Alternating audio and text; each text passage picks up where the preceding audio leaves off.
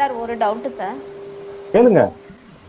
இப்போ நீங்க அதாவது நம்ம இனிமே வந்து 6 ரெமடி கூட போக தேவையில்லை, 4, 3, 2 அளவுல நிறுத்திக்கலாம்னு சொல்றீங்கல்ல சார், அதை ஆமா. ஸ்டார்ட் பண்ணிட்டே வரலாங்கிறப்போ அப்போ வந்து இப்போ ஒரு பேஷண்ட் ஒருத்தவங்க வர்றாங்க அப்படின்னா அவங்க பேசுறப்போ நீங்க எப்பயும் அதாவது நார்மல் நம்ம ஃப்ளவர் ரெமெடி பேசிக்ஸ் மாத்திரம் வச்சு பார்த்தோம்னா அதுல இருந்தே எடுத்தா வந்து 5-6 மனநிலை கூட தென்படும் சார். இப்போ இந்த கான்செப்ட்ல பார்த்தோம் அப்படின்னா அவங்க கிட்ட அந்த ராசி அதெல்லாம் கேட்டுக்கிட்டு இதையும் வச்சு அனலைஸ் பண்றப்போ அது எப்படி ஃபைனல் பண்ணிக்கிறது சார்? ஃபைனலா எப்படி பண்ணிக்கிறது?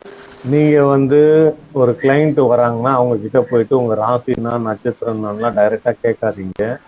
அவங்க வந்து நீங்க ஃப்ளவர் ரெமெடி பாக்குறீங்களா ஜோசியக்காரங்களான்னு கேட்பாங்க. சரிங்களா? அதை வந்து வாழைப்பழத்துல ஊசி ஏற்றுற மாதிரி நாசுக்கா அவங்க வாயாலேயே சொல்ல வைக்கணும். இதுதான் மாற்று மருத்துவம், ஜோதிடம், இதெல்லாம் கத்துக்கிற டெக்னாலஜி. என்னன்னா அவங்க வாயாலேயே நீங்க வார்த்தையை வர வைக்கணும். சரிங்களா? அப்படிதான் ஆக்சுவலா ஃப்ளவர் ரெமடியோட கான்செப்ட் என்னன்னா அவன் 10,000 குறை சொல்லட்டங்க, அதுக்கு பின்னாடி பார்த்தீங்கன்னா 2 ரெமெடி தான் இருக்கும். அந்த ரெமெடிக்கு பின்னாடி தான் மீதி எல்லா ரெமெடியுமே இருக்கும். அதை தான் நீங்க வந்து சூஸ் பண்ணணும். இப்ப நான் இவ்வளோ பிரச்சனை சொன்னேன்ல, புருஷன் சரியில்லை, ஃபேமிலி சரியில்லை, இந்த பையனுக்கு கல்யாணம் பண்ணணும், இந்த பொண்ணுக்கு கல்யாணம் பண்ணணும், எப்படி குடும்பம் நடத்துறதுன்னு தெரியல, வருமானமும் கம்மியா இருக்கு, என்னடா இதுன்னு எதிர்காலத்துல தன்னோட குடும்பத்தை பத்தி யோசிச்சு நிகழ்காலத்திலேயே இருக்க மாட்டாங்க, எப்பவுமே எதிர்காலத்திலேயே சிந்திச்சுட்டே இருப்பாங்க. அதனால கிளமட்டிஸ் இவங்களுடைய நான் சொல்றது எல்லாமே மேஜர் ரெமிடிஸ். சரிங்களா? கடகத்துக்கு வந்து கிளமட்டிஸ், குடும்ப உறவுகள், குடும்ப உறுப்பினர்கள் அப்படின்னு வந்துட்டாலே ஒரு ஃப்ளவர் ரெமெடி பயன்படும். விட்டு போன அனைத்து குடும்ப உறவுகளை புதுப்பித்துக் கொள்ள, உறவுகள் மேம்பட. Mustard correct. Clematis mustard. கடகம் ஈக்குவல் டு சந்திரன் அப்படின்னு பிராக்கெட்ல எழுதிக்கங்க. அதுக்கு கிளமட்டிஸ் மஸ்டர்ட்.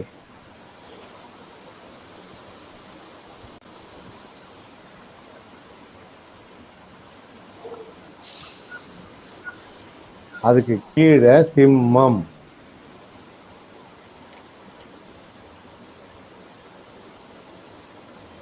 அதுக்கு கீழே சிம்மம். சிம்மம்னா அதோட அடையாளம் என்னது? சிங்கம். சிங்கம் என்ன பண்ணும்? ஒரு இடத்துல உக்காராது, சும்மா சுத்திக்கிட்டே இருக்கும். வேலை இருக்குதோ வெட்டி இருக்குதோ சுத்திக்கிட்டே இருக்கும். கேட்டா எனக்கு நேரம் பத்தல, என் குடும்பத்துக்காக ஓடிக்கிட்டே இருக்கேன். நீங்க சிம்ம ராசிக்காரங்களை நோட் பண்ணி பாருங்க. நான் என் குடும்பத்துக்காக ஓடிட்டே இருக்கேன், உழைச்சி உழைச்சிட்டே இருக்கேன்னு சொல்லுவாங்க. பட் எண்ட் ரிசல்ட் பாத்தீங்கன்னா எதிர்பார்க்குற அளவுக்கு பெருசா இருக்காது. அவங்களுக்கு தேவையான ரெமெடி வந்து வெர்பைன். வெர்பைன் கூட சென்டாரி.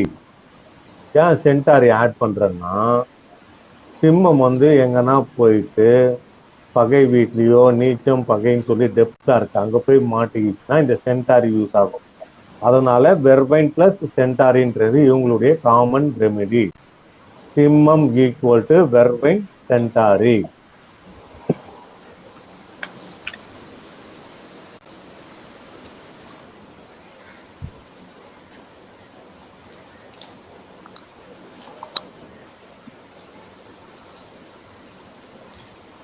அடுத்தது கன்னிராசி, புதனுடைய வீடு.